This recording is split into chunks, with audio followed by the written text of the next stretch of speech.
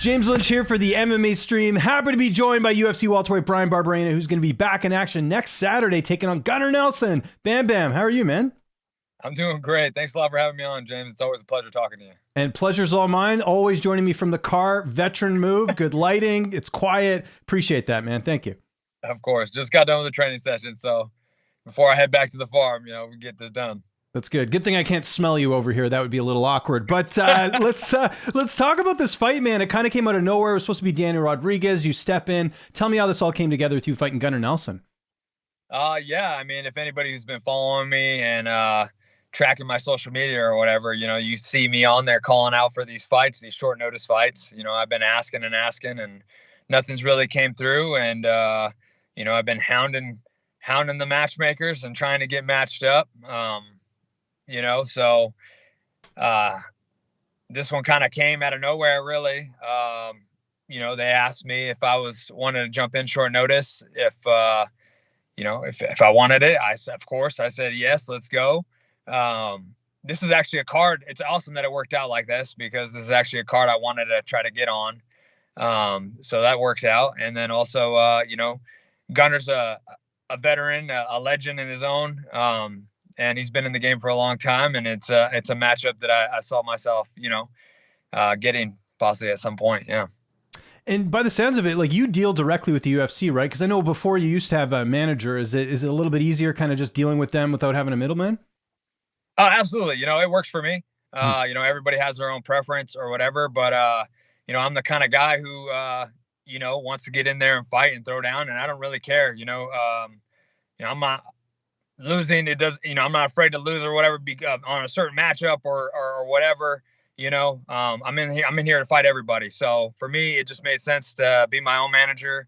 I talk directly with them. They may get annoyed with me at times, I'm sure, for asking for fights and kind of trying to push my own self. So that's fine though. I'm okay representing myself, and it's worked out great for me. How do you feel like they get annoyed? It's just because you text them a lot? Or are they ever like, hey man, just relax, we're working on something? I just feel like, sometimes, when I'm really wanting to fight or whatever, I'm not really hearing back, and I'm texting them often, and I'm trying to play matchmaker myself and make these matchups happen.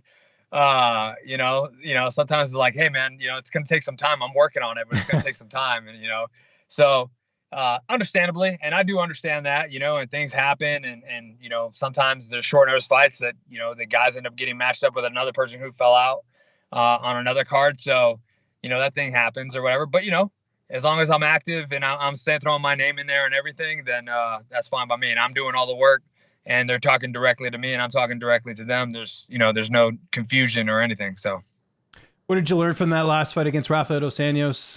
You always learn more from a loss than a win, right? Yeah, absolutely. Fight didn't go how I wanted, obviously. But I improved. I got so much better, almost reopened my eyes. I went into that fight, after the Matt Brown fight, after the Robbie Lawler fight, kind of in a mindset that it was going to be a certain kind of fight, and from him in an interview, listening to interviews and kind of things like, overhearing things about interviews, and him wanting an exciting fight and a good matchup and, fun matchup kind of thing. It just, kind of went into it thinking it's going to be one of those kind of fights, and, really hurt myself with that. Didn't really do all the things necessarily, in camp, really work in every area kind of thing like I normally do. But it wasn't really that. It was just he chain wrestled really well. I think we stepped the initial stuff, but he was able to chain wrestle really well. And I'm bitter. I'm bitter about it. I'm not mad at him. I'm not upset about how he performed or whatever, that it wasn't the fight that I hoped it was going to be. Much respect to him. He is a legend, and he did exactly what he needed to do to get the win. So I'm not upset with him. I was a little irritated at the time, but it is what it is. This is MMA, and what it did, it made me, reopen my eyes, and from that I've improved. I've gotten better and better. From the moment I started that next week, I was in the gym, improving my game and getting better in those grappling exchanges, in those wrestling exchanges. And really everything just leading up perfectly to this matchup. Let's talk about this matchup. That is Gunnar Nelson, another really good ground specialist that you're going to be taking on. Stylistically, is it the striker versus grappler? How are you looking at this one? Yeah, for sure. I think he's definitely gonna, want to grapple. He's gonna want to make this a grappling match. I don't think he's gonna want to be on the feet very long. I think watching my last fight, he's gonna think he can drag me to the ground and end it pretty quickly. But tough luck doing that. It's gonna be a long night. I guarantee you that. I think most people are looking at this fight and like, oh, this is a terrible matchup. Why would, it's again, especially after coming off of that, why would he get this matchup or why would he want this fight?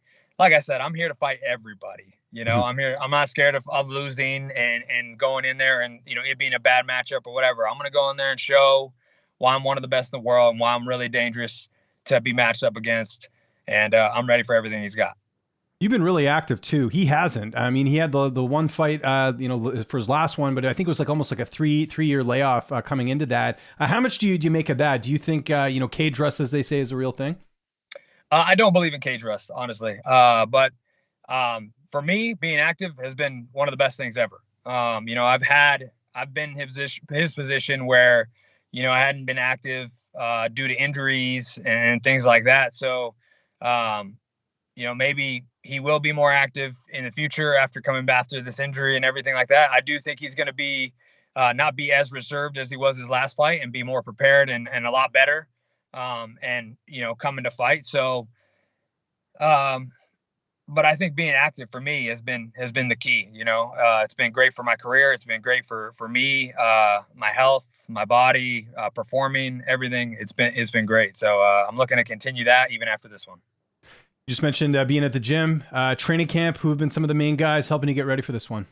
My main guy, my guy this camp is Paul Carson. He's an up-and-coming MMA fighter.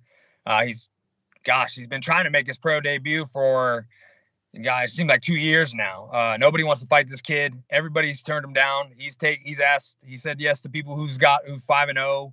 Everybody, the who's from all these big gyms, and nobody wants to fight him. Everybody ends up saying no or coming up with something. So he finally got his pro debut in April, and so he'll be making his pro debut there. I'm really excited for him. He's definitely put his name down. He's going to be one of those guys you're going to watch. He'll be in the big show in no time. And someone who I know trains at Jimmo's got a big win not that long ago, Joe Selecki. What did you think of that? Him picking up a nice stoppage win? Yes, it was awesome. Joe had a great performance. I was really excited for him. He's a stud. I think he's on his way up, man. He's right there. He's 5-1 in the UFC in one of the toughest divisions in the UFC at 55s. I mean, he's got a bright future, and I think he's doing big things. And I expect nothing but big things for him, and hopefully, great payout for him as well for all his success. And did you get to work at all with Jamie Pickett? I know he spent some time there training for Bo Nickel. Did you get any rounds in him? He's obviously a middleweight, a little bit bigger. Not that much bigger. Come on now. Yeah. Well, just in terms of the weight class, I meant. Sorry, because you're obviously you're welterweight. Yeah. Yeah. No, I didn't get any rounds with him. I kind of run a close camp these days, for many reasons. But I run a close camp these days, so it's just I didn't get any rounds with him, but I did see him in passing, and he's working with a lot of the guys in the gym and who are really giving him work. And it was unfortunate how the fight went and everything, but hopefully he bounces back. There you go. Your corner, who's going to be making the trip with you to London? It'll be my head coach, Jeff Jimmo, Paul Carson, my main training partner, and my wife. Oh, cool. That's good. Kids are staying at home, or they making the trip too? We looked at making the trip, it being on short notice and everything. It's definitely the prices are way up there. I bet. So not going to happen this time. But you got a good babysitter. They're really the only ones who know how to run the farm and can do it. So they're going to hold things down there and get everything done. That's awesome. And what about the weight cut? Because you're traveling, does that alter a bit? You mentioned it there, you're a big guy, so you got to cut a lot of weight, right? So yeah. It's never easy. It's one of those things that you just kind of got to get through it. And we're doing everything we need to do in preparation. Obviously, it's more of a short notice fight, but we were staying active, we were staying prepared and ready. So as soon as we got the call and everything was for sure, it was just really tightening up the diet, getting everything going proper and everything like that. So we made the right adjustments. I'm right on track, and it's never fun, but we get it done. How's this fight playing out on March 18th? How do you see it going down? I'm gonna shut him down. I'm gonna show to myself. That's the biggest thing, really. Just prove to myself that I'm one of the best in the world, and I'm gonna go in there and shut down every attack he's got and have an answer for it. So, make him pay. That's it. Square up and clean clocks, my man. That's it. I love it. Top of your division, we've got obviously, and on your card too, you're going to have Leon Edwards, the champ, taking on Kamaru-Usman. How's that one playing out? What's the Bryan Bam Bam pick on that one? It's interesting. I think Leon's improved quite a bit. After the last matchup as well, I think there'll be some, adjustments made and things. But I think Usman's going to be able to come back. I think he really wants that belt back as well, and he's going to put together a good game plan and probably stay a lot more sharper, throughout the whole fight. Yeah. What did you think of John's win over Cyril Gahn? Pretty impressive. Less than 2 minutes, 3-year layoff didn't matter. Yeah. Yeah. He's been working. He's improving. And, he's probably one of the best to ever do it. Mixing it up, very dangerous everywhere. I even thought on the feet, like striking wise, he was going to outstrike him. So, I kind of wasn't blown. I thought it kind of went how I thought it was going to go. Yeah.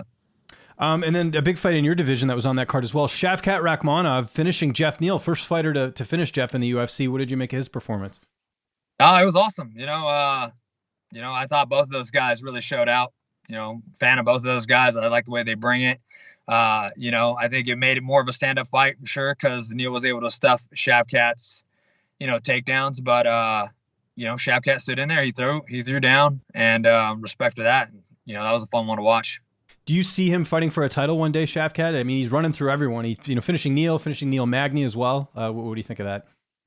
Yeah, in the way he's going right now, definitely. I like that he doesn't talk a lot. Respect that. He just goes in there, handles business. My kind of guy. He's mixing it up well. I think he's on a fast track for sure. Downtime. I know you're working on the farm. You got a lot going on. Any Netflix? Anything you've been watching lately? Anything you're doing outside of training? That might be kind of interesting. We watched some shows. I tried to.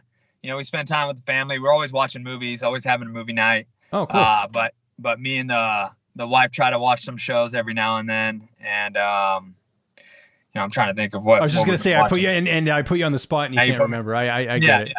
Yeah. The Cleaning Lady was one of them. So if you haven't watched that, that was pretty good. Have you seen? I've been telling everyone about this show. Have you seen Full Swing yet? The golf documentary series thing on Netflix. I have you not. seen it? No, you got to watch it. It's great. Even if you don't like golf, I think it's like the coolest thing. I wish they do something like that with the UFC. Honestly, it's really well done. So I'll have to check it out. It's called Full Swing, you said? Full Swing, yeah. So what they do is every episode, it follows around like one or two golfers and it talks about their year in 2022 and like the ups and downs and sponsorship deals. And this is also like, I don't know if you know in golf right now, there's like this other thing called Live Golf, which is like competition to the PGA Tour. And some players are leaving to go to that. So it's really interesting. It's like this whole like kind of storyline that's been going on. And there's like 8 episodes. So highly recommend it. Yeah, I'll definitely have to check that out. Thank you. Yeah, maybe we'll talk about it next time. You can watch it on the plane. You need some time to kill, right? So. Yeah, absolutely. There you go. Hey, Bryan, thanks for doing this. Always a pleasure. If there's anyone you'd like to thank, any sponsors, any social media you want to plug, I'll give you the last word.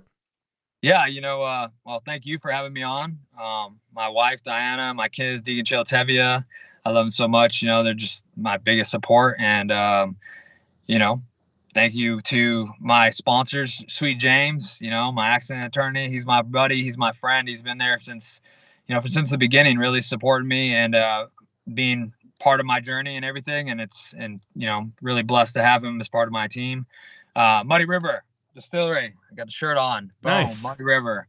These guys, man. I love these guys. I love the rum. Great stuff. Great American style rum. I love it. I got something in the works with them. So hopefully we'll be talking about that the next time.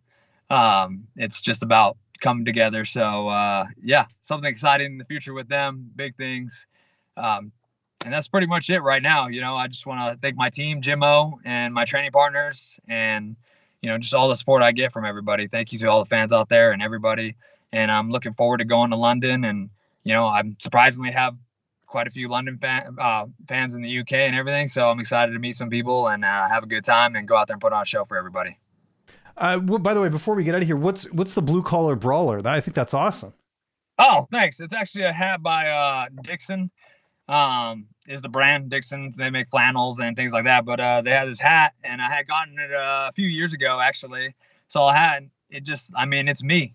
I was gonna say, yeah. Hat. So it's perfect. My wife picked it up for me, and I love it.